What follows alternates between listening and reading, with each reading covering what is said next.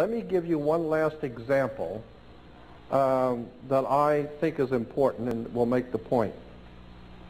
On the first day of summer, the sun is as high in the northern sky as it's going to get. It's not going any further north than the first day of summer.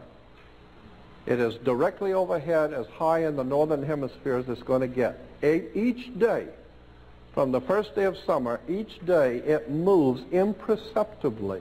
It moves 1 degree southward each day, going southward. When it hits the halfway point, it is now crossing over the equator at the halfway point, and now it is going to fall. And that's why we call it fall or autumn. Fall because the sun is now falling. It's going.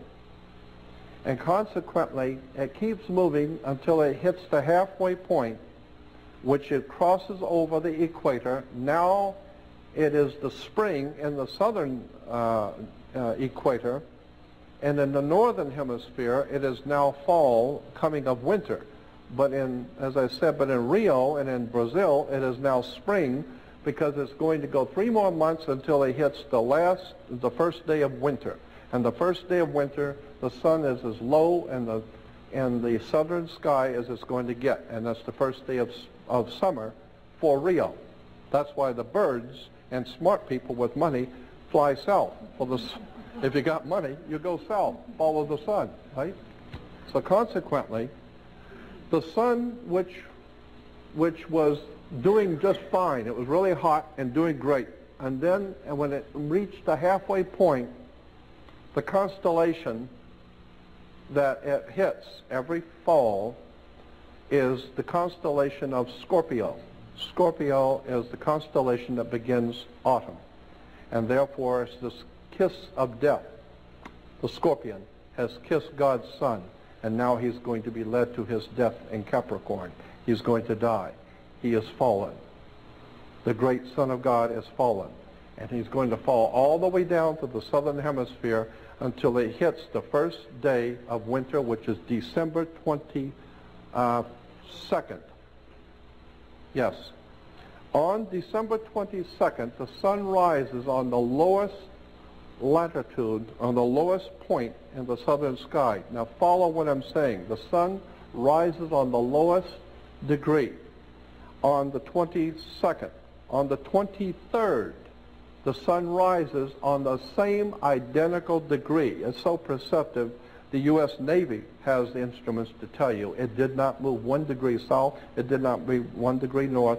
It's on the same identical degree.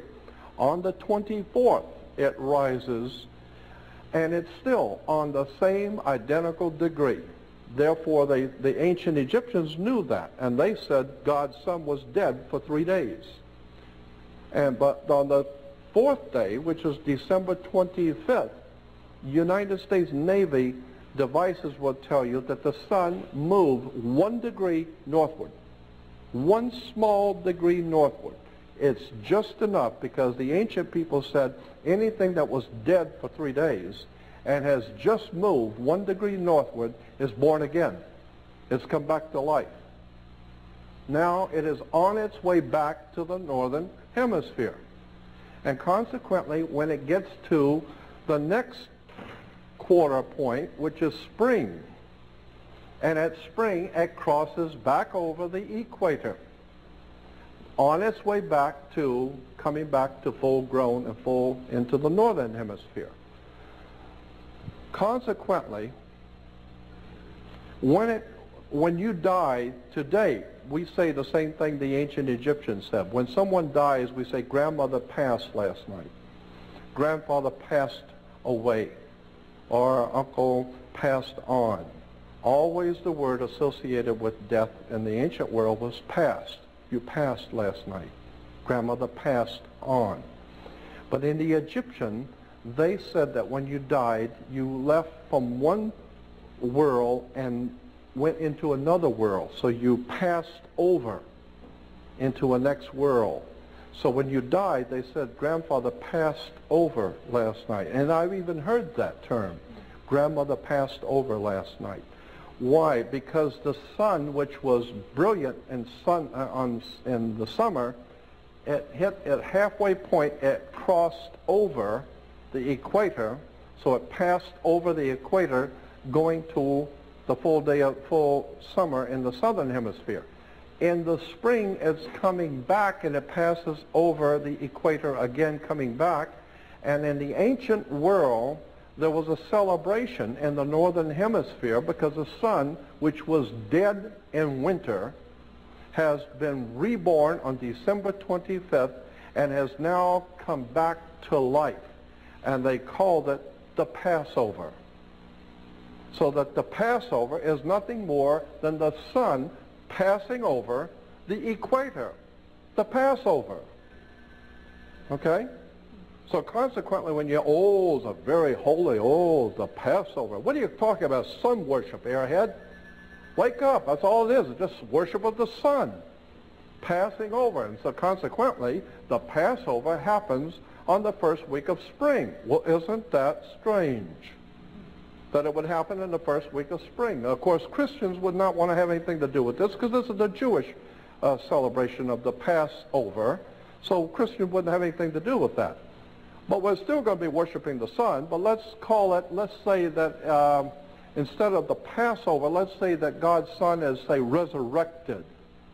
Let's say he's resurrected and has come back to life. Well, the sun has been resurrected, has passed over. And so Christians go out on the first day of Easter, Ishtar, and have an Easter sunrise service. Why? Because that's all it is sun worship. You're worshiping the sun on a sunrise service because the sun has passed over, and the Jews call it Passover, Christians call it resurrection. Wake up, it's just sun worship. And until such time as you understand that God does not have anything to do with ignorance, it has nothing to do with the pagantry and all the crap that we have been fed by government, religion, politics, church, and all of it. It's all manipulation. What we need to understand is that there is a divine presence in the universe that demands justice and demands intelligence. And that's what I'm here to do, to help people to understand, to get back in tune with the divine nature of the universe. And I believe that that's going to be required very soon, because when all the systems break down and the Christians for the first time begin to think about it, where is Jesus? I would have thought he would be back by now.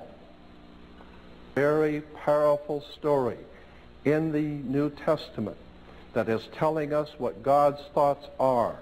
But you need to understand it is symbolic, and there's a powerful story there. And one day, if I am invited back, I will do nothing more than for 4 hours do a whole theological discussion about the New Testament and the real story that's encoded in the New Testament, because I believe it's a very powerful story.